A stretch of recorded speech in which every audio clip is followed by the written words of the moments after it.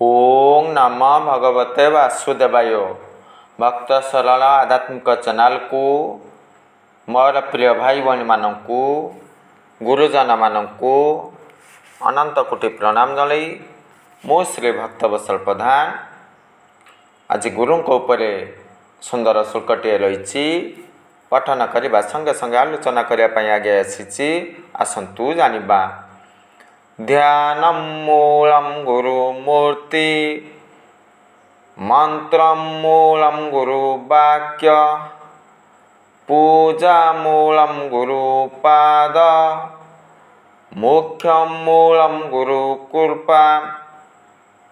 हाँ क्या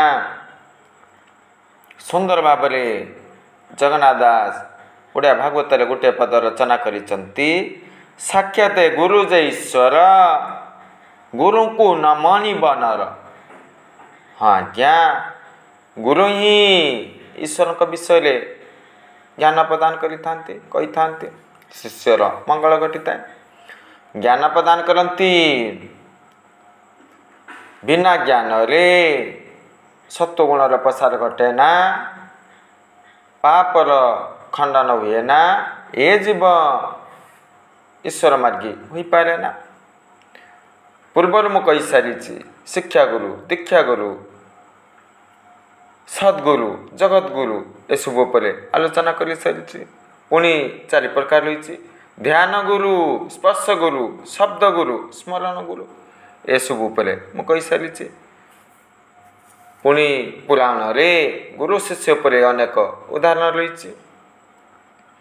देखंतु नारद सद्गुरु थिले।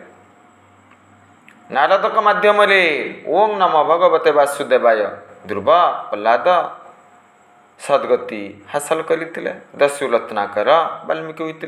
कृष्णकर गुरु संदीपनी थे। श्रीरामकर गुरु वशिष्ठ विश्वामित्र थे। गुरु सत असत विषय जन था, धर्म अधर्म विषय कही था, पाप पुण्य विषय कही था। गुरुंकर कथा को मानिबा पालन करिबा ए सब कले आंब मानकर कल्याण घटी था। बेले बेले शिष्य को भल भल रास्ता को आनिबा पई गुरु कौन करती दंड दियंती कष्ट दियंती ए सब कथा आपण माने जानिचंती।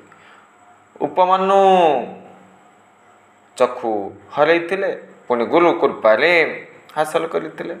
अज्ञानता दूरे जाए, मूढ़ता नाश होता है।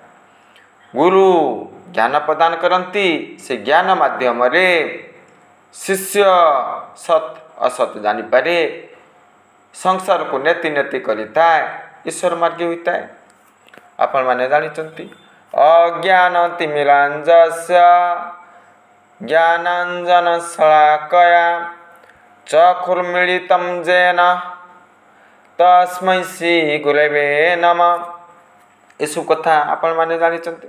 तेणु गुरुंकर मूर्ति को आंबे माने ध्यान करने दरकार, चिंतन करने दरकार।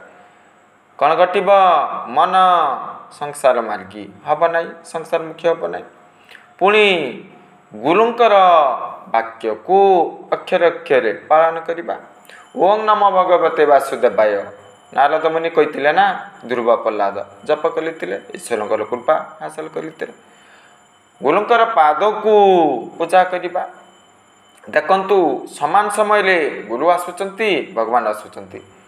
शिष्य क्या सर्वप्रथमे प्रणाम करवा उचित, गुरु को प्रणाम करवा उचित। कहीं ना गुरु हेतु ईश्वर को दर्शन कला। पुणी गुरु कृपा हेतु शिष्य मुख्य हासिल करता है। केवल बार हासिल कर हाँ ज्ञान सत्वगुण प्रसार घटी।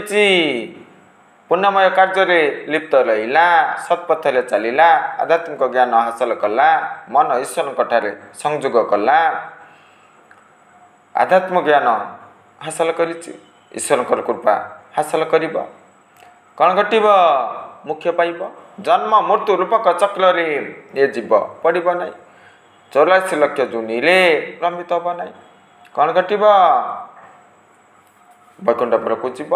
भगवान कृपा हासिल करिबा। तेणु गुरु कृपा हासिल करने दरकार, गुरुंकर कथा पालन करने दरकार, मानिबा दरकार, पूजा करने दरकार। ये सब कले शिष्यर उन्नति घटब, मंगलदायक हम। यह सब शिक्षा हासिल कलु। जय जगन्नाथ।